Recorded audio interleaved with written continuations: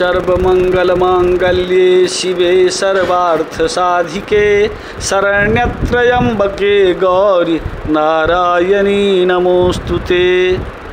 बंधुओं, धर्म कर्म विश्वनाथ झा चैनल पर आपका स्वागत और स्वागत करते हुए आपका क्या प्रश्न है? मेरा प्रश्न है बाबा कि मिर्जापुर में जो विंध्याचल माँ है, जी जी जी जी, उनका क्या महत्व है? आप पता लगा कि आप हर जन्माष्टमी में, कृष्णाष्टमी में आप विंध्याचल जाते हैं। जी जी जी जी जी जी जी जी, हमको महत्व बताइए। बहुत बहुत अच्छा, बहुत अच्छा। ऐसा है कि विंध्यवासिनी भगवती जो हैं, ये देवकी के जो 8 संतान के बारे में पूर्व कंस को मालूम था कि आपके 8वें संतान के द्वारा ही कंस को ये था मालूम कि हमारा जो है मृत्यु लिखा हुआ है, अंतिम अंत लिखा हुआ है। तो अपने बहन देवकी को और अपने बहनोई वसुदेव को कारागार में बंद करके रखा था। जो भी उनके संतान होते थे उन्हें कंस मार दिया करता था। इसी क्रम में जब 8वें संतान के रूप में परब्रह्म परमेश्वर भगवान श्री कृष्ण उनके यहाँ आए तो परब्रह्म थे। उन्होंने ऐसा अपने माया से ये किया कि जितने अंगरक्षक वहाँ लगाए गए थे कारागार में, वो सारे के सारे निद्रा में सुषुप्ता अवस्था में हो गए और जितने द्वार था कारागार का सब अपने आप खुल गया। और वह समय था रात्रि का, मध्य रात्रि का समय, भादो महीना का कृष्ण पक्ष अष्टमी थी। चारों बगल बारिश से नदी नालाएं, और वहाँ तो आप जानते हैं कि मथुरा में जमुना नदी की धाराएं बहुत तेज़ गति से चलती हैं। तो उन्हें नंदगांव जाना था, तो मथुरा से नंदगांव उन्हें पहुंचना था। ऐसी स्थिति में रात्रि में जब यह सब सारी मायाएं हो गई तो आकाशवाणी हुआ कि वसुदेव, आप अपने पिता को उन्होंने जो है ये किए कि आप हमें किसी ऐसे बर्तन में या ऐसे टोकरी में लेकर के और नंदगांव पहुंचा दें। उन्होंने अपने नवजात परब्रह्म के रूप में अपने संतान कृष्ण को लेकर के और वहाँ से चले हैं। आते आते सारी कथाएं आप लोगों को मालूम है कि वो नदियाँ जो थी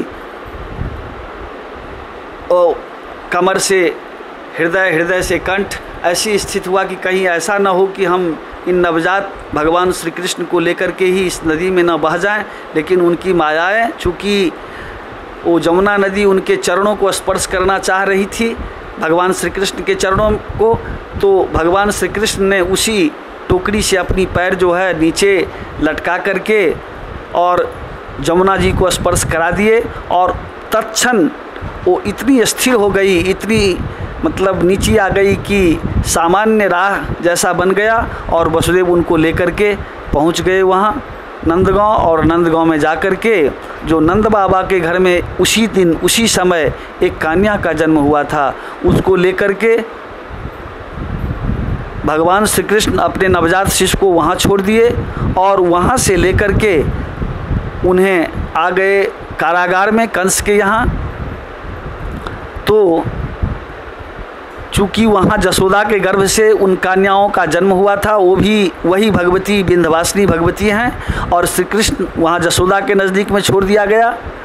तो जब यहाँ ले आकर के जसोदा के वह कन्या जो विंध्यवासिनी के रूप में हैं वो यहाँ आई, तो जैसे बच्चे का जन्म होता है उस तरह से किलकिलाहट होने लगा और सारे जितने उनके द्वार रक्षक थे सबके सब जग गए।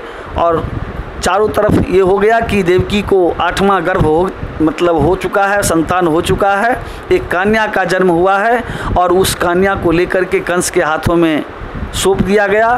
कंस जैसे उससे पहले 7 गर्भ को नष्ट कर चुका था, उन बच्चों को मार चुका था, उसी तरह से चाहा कि उसके पैर पकड़ करके उस कन्याओं को और वहीं किसी पत्थर पर पटक देता। पैर पकड़ करके जब ये वो पत्थर पर पटकने का कोशिश किया तो उनके हाथों से वह कन्याएं, चूँकि वो तो पराम्बा भगवती विंध्यवासिनी थी, उन्होंने आकाश में चली गई और आकाश से आवाज़ दी कि तुम क्या मुझे मारोगे, तुम्हारे मारने वाला तो नंदगांव पहुंच चुका है। और वही आकाश मार्ग से आकर के विंध्यवासिनी भगवती के रूप में वहां अवस्थित हैं, जहां सारे भक्तगण जाकर के और अपनी मनोकामनाएं भगवती से कह करके उसे प्राप्त करते हैं। और काफ़ी अधिक वहाँ दोनों नवरात्रें, बल्कि दोनों नवरात्र क्या और जो गुप्त नवरात्रें हैं तो उनमें भी बहुत अधिक भीड़ होती है। खास करके आपका जो दूसरा प्रश्न है, जो हम कृष्णाष्टमी के रात्रि में वहाँ जाते हैं, तो इसका भाव यही है, दुर्गा सप्तशती में भी ये आया है कि कालरात्रिर महारात्रिर मोहरात्रिश्च दारुणा। साल में 3 विशिष्ट रात्रियाँ होते हैं, जिसमें कालरात्रि दीपावली की रात्रि को कहते हैं, मोहरात्रि जिस कृष्णाष्टमी के रात्रि में मैं जाता हूँ वह मोहरात्रि है। चूँकि मोह में डाल करके भगवान श्री कृष्ण और पराम्बा भगवती विंध्यवासिनी जितने कंस के अंगरक्षक थे, उस कारागार के रक्षक थे, उन सारों को मोह में डाल दिए, तो इसीलिए उसको मोहरात्रि के रूप में लोग जानते हैं, जो इनको जानने वाले हैं। और महारात्रि कुवार की यानी आश्विन की जो अष्टमी की रात्रि होती है, ये साल की 3 विशिष्ट रात्रियाँ होती हैं। इनमें भगवती की उपासना बड़ा ही श्रेयस्कर और आपकी सभी समस्त मनोकामनाओं को पूर्ण करने वाला होता है। बहुत सारे साधक उस रोज़ अपनी साधना करते हैं।